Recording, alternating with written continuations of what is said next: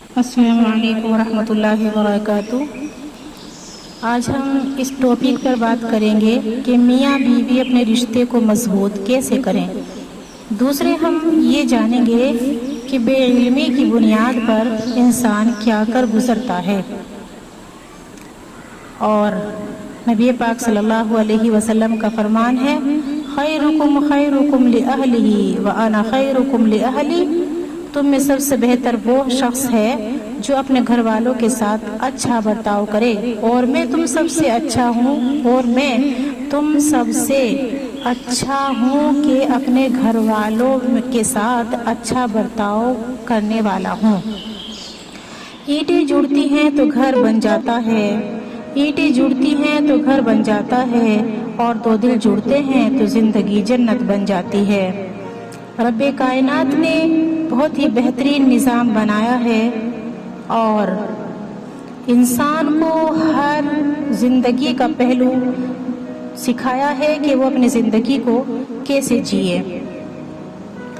میری بہنوں، میں یہاں یہ کہنا چاہوں گی کہ ایک ہوتا ہے ہدی للناس، اور دوسرا ہوتا ہے ہدی للمتقین، اور تیسرا ہوتا ہے وموعظۃ للمتقین، اور چوتھا ہوتا ہے وَنِعْمَ أَجْرُ الْعَامِلِينَ۔ تو ہدی للناس سے مراد علم ہے، جو چاہے سیکھے، اور اللہ فرماتے ہیں کہ اصل ہدایت تو پرہیزگاروں کے لیے ہے، متقین کے لیے ہے، جو اللہ سے ڈر کر زندگی گزارتے ہیں۔ اور سورہ نور میں آتا ہے کہ نصیحت بھی پرہیزگار یعنی متقی لوگ اللہ سے ڈرنے والے ہی حاصل کرتے ہیں۔ اور اللہ فرماتے ہیں جو علم سیکھ کر اس پر عمل کرتا ہے تو کیا ہی اجر ہے عمل کرنے والوں کا۔ اللہ تعالی ہمیں ہر علم پر عمل کرنے کی توفیق عطا فرمائے۔ دیکھو، ایک لفظ ہے نکاح، دوسرا ہے طلاق۔ نکاح کے معنی گرہ لگنا، اور طلاق کے معنی گرہ کھل جانا ہے۔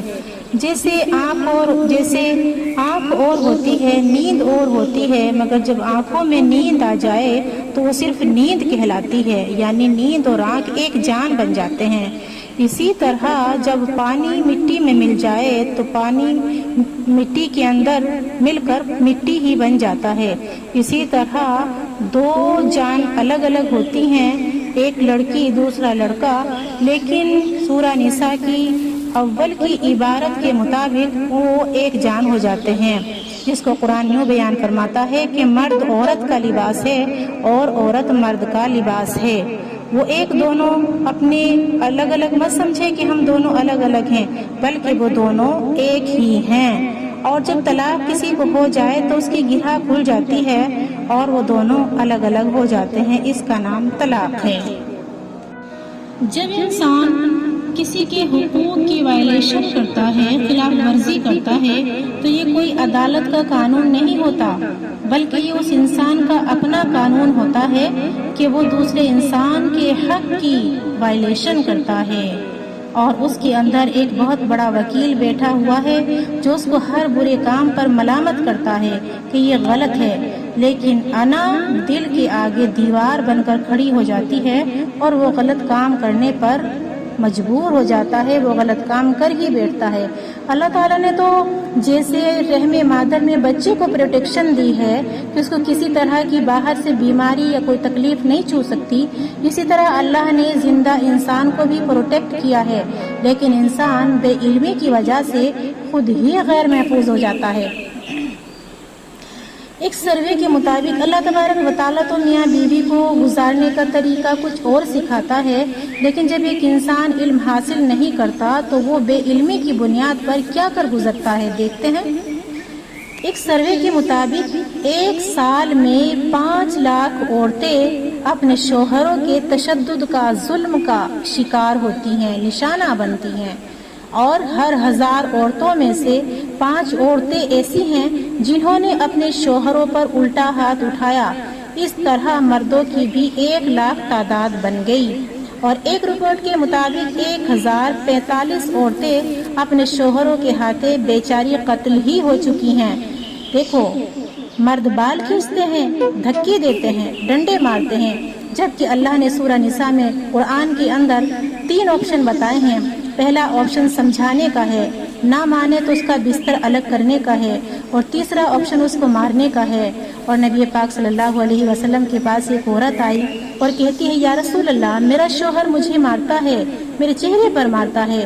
तो नबी पाक सल्लल्लाहु अलैहि वसल्लम ने उसके शोहर को बुलाया और कहा कि तुझे शर्म नहीं आती? तो एक वक्त होता है कि अपनी बीवी के इतने करीब होता है कि उसी चेहरे से बोसो किनार करता है और तू इसी चेहरे पर मारता है। अल्लाह के नबी ने फरमाया कि अपनी बीवी को चेहरे पर नहीं मारो।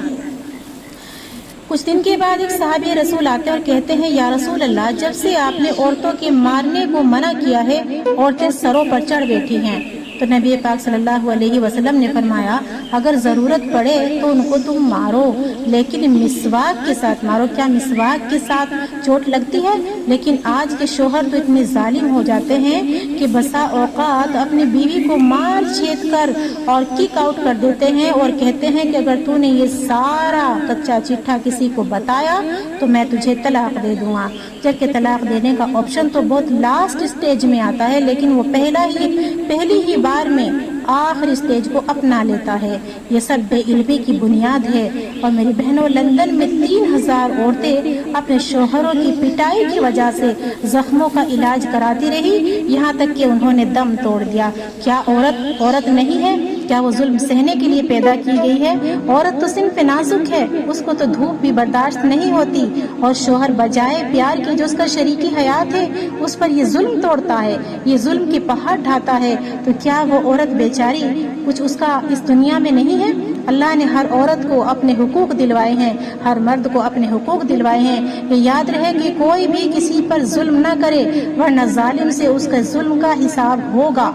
और फिर याद रखे कि वो अपने जुल्म का हिसाब नहीं देने पाएगा तो फिर वो जाने और अल्लाह जाने। अस्सलामु अलैकुम व रहमतुल्लाहि व बरकातुहू।